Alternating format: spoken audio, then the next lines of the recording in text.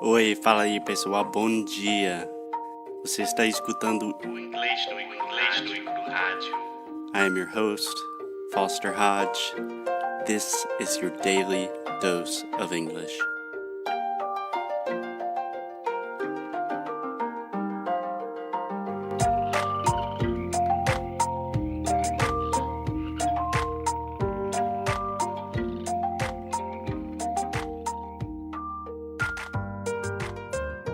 Hey Alexia, how are you? Hi, Foster. I'm just fine. What about you? I'm doing great. So today, guys, this is part 5, the last episode of our series talking about travel. And today we're talking about the most important part of travel, language learning. How to do it. How When to do it most effectively.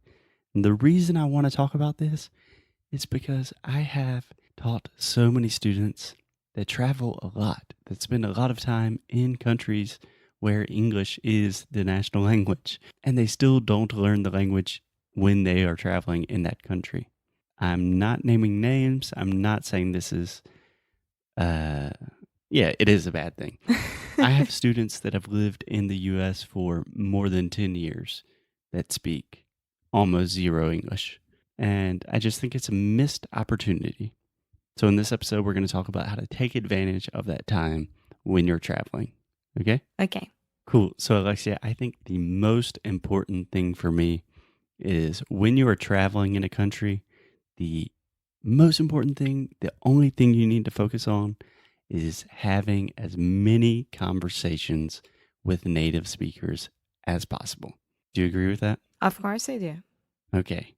Do you think you do that when you travel? Yes. Yeah, you're pretty good about talking to everyone. Yeah, even in Spanish. I did great. Yeah, you're good. You're good.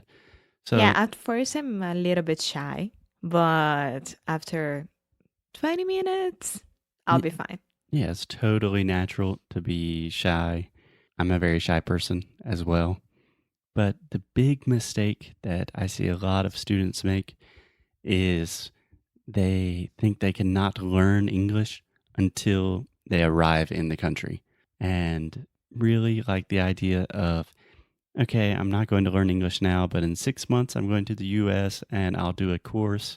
If you just start preparing beforehand, your time in the US or wherever you're traveling to will be so much better. And you can focus on conversations and meeting people. Yeah, if you are a beginner, try to learn the basic things. Like hello, good morning, how are you? What you're up to? What do you want for dinner? This kind of things. Yeah, dinner. Dinner. Yeah, that's the difference between the E and the I sound. You can learn more about it in Sound School. Okay, so really we have two things. One is you should learn as much of the language before you get there. In tomorrow's episode, we will talk about how to really learn a lot when you're not in the country. So when you're in Brazil and you're, I don't know, even if you're not doing a course, when you're at home by yourself, we'll give you some tips and techniques. But right now we're talking about you are traveling, you're in the country, this is what you should do, right? Right. So you should have as many conversations as possible. I always tell my students to think about language learning in hours.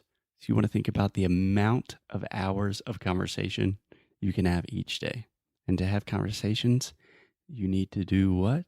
Meet people. You need to meet a lot of people. So we have an episode, I think it's episode 50, Como Fazer Amigos in English, where we give you a lot of resources. Yeah, meetups. Meetup.com. Classes. Yeah. So Pure Bar. Yeah, we have an episode where Alexia talks about Pure Bar, which is kind of like a crazy ballet Pilates type Fitness. thing. I think that is episode 9, Pure Bar, Exercise from Hell. Yeah. It's a funny one. So I always recommend do a little bit of research before you go. Try to find people that like the same things you do. You can use meetup.com. You can use Facebook groups.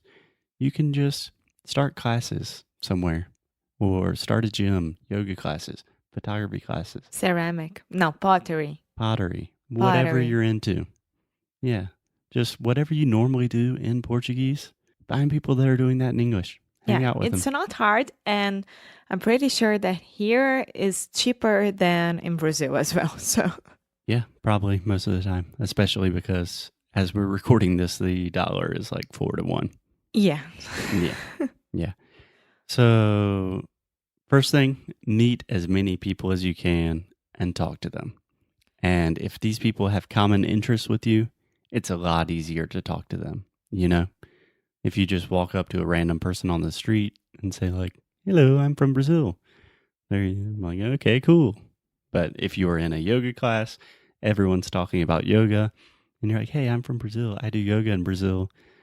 They are probably going to be a lot more open. Yeah. And they will be curious about you. I always say this because it's true. Take, for instance, Sunday evening that Hmm. we went out to have dinner, a really special kind of dinner. Yeah. It was I don't know how to explain that, but it was a group dinner that no one knew each other, and it was a family kind of serving. Yeah, we say family style. Yeah, family style. So this restaurant has every Sunday, they call it Sunday suppers, which supper is also a word for dinner that most people don't know. Kind of a southern thing, but for example, my mom always says supper, not dinner. But everyone's at one table. We all share food. No one knows each other. I mean, I knew Alexia and that was it. Yeah. And everyone was so much more interested in Alexia, as always. Just because you're Just because I Brazilian. had to show my passport to drink wine. Just because of that. No, but it was really interesting because usually I don't know any people that have been to Brazil already. Yeah. And two of them had already been to Brazil and to Yeah. Rio, Vitória, Recife, and Bahia. It's amazing. Yeah, that was interesting. They know more about Brazil than me. Yeah. Yeah. Most people are super interested about Yeah. Brazil. But once you start having your first conversations, your first ones are always the hardest, right? Yes. So after you just start talking to people, it gets easier every time. So you have to start that habit immediately when you get into a new country. Okay, so step one, easy. Talk to people. Talk to a lot of people. Meet people. Have conversations. All right? All right. Okay, my second piece of advice is always listen and repeat. Do you understand what I'm saying? Yes, I do. Yeah, so it does not matter. Your level is not important. If you are relatively basic and you only know like introduction phrases like, hey, how are you? I'm fine. How are you doing? What do you want to drink? Just always when you're on the street, when you're in a restaurant, when you're in the metro, just listen to these things that you already know. So when someone says, hey, how are you? Then you should just listen and think in your head, okay, he said, hey, how are you? And try to repeat. So I'm always repeating quietly, kind of under my breath. So in Brazil, someone's like, e aí, beleza, cara? And I'm like, huh. He said that a little differently than I would. And I'm like, e aí, beleza, cara? You know? So And I'm this kind way of a you crazy can person. recognize the accent as well. Here, I have a lot of trouble sometimes with Southern accent. Mm-hmm. So it's pretty amazing how I got better, but still, Yeah. it's really, really difficult sometimes. Yeah. But the way your Southern accent is improving is just you are listening to things and then you start repeating them. And each day you start sounding a little bit more like me and my parents. And don't know if that's a good thing or a bad thing. The way that I call you, just like your mom. Oh, that's terrible. Sometimes I hear Alexia say my name and it sounds just like my mom. It's a nightmare. I call him Foster, and then he's ma'am. Yeah. So on that note, I think that's a good place to stop. So just two things when you're traveling: meet people, talk to people, have conversations. That's just one thing. And then always listen and repeat. And let them know that you are improving, that you want to know better, that you want to know this place better. I don't know. Let them know Yeah. because everything will get better. Yeah. Don't hide the fact that you are not that you're not a native English speaker. Yeah, don't be a snob. That's it. No, it's not snobby. Yes, it's a kind of snob No. thing. Like, oh, I have very good English, so I don't I speak very I good speak English. very I speak very good English. We never have English. and I don't need help. You always need help. So, Yeah, but not even asking for help. Like my first time in Brazil, I did not want people to know that I was American, so I would just be very quiet. But when I started saying like, "Oi, eu sou americano, estou aprendendo português", e daí todo mundo fica muito mais aberto. sim, ainda mais no Brasil. Sim. Americano? Como assim? Cool. Okay, Alexia, I will see you tomorrow. Okay, bye.